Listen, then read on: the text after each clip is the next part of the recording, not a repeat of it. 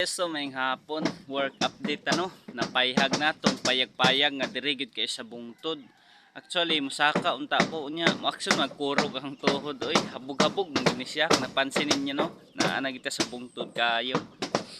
Kaning building nga is kuani siya sa kahoy niya sa ikatulo ka andana is kahoy na siya no andin sa ubos.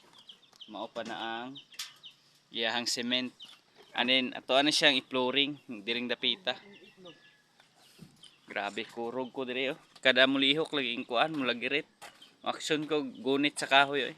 Tarang mga kauban oh. Sila lang sa akong gipatera kay murag makulbaan man kung musaka-saka na oy. Habog-habog pud ba ning amo ang hagbungan kung di ka kabalo gid mo control. Tawa oh. Sa ubos. Iba habog-habog. Di man ko mahadlok pero natagam na ko sa unang panghitabo sa kuha. Kung nagtrasis mi. So, mo itong amping na gita. Kaya, mamanta ka balugod. So, ano yung update. Kara oh, tirada ragapon sila.